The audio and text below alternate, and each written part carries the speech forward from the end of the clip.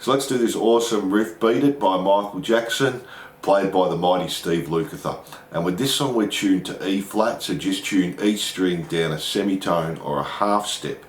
Now we're going to start on the open E string, 3rd fret E, 2nd fret on the A, jump to the D string, 5, 2, then do 2, slide to 4, back to 2, and open 2 times. You can put a stop after each of those, so slowly.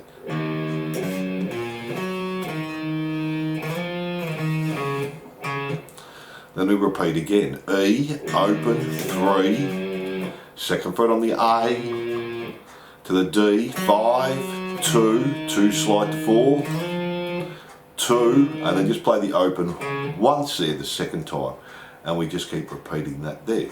So let's try that slowly. 1, 2, 3, 4.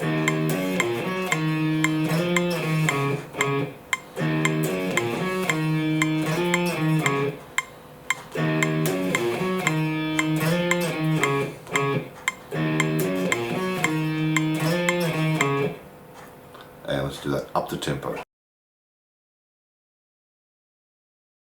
1, 2, 3, 4.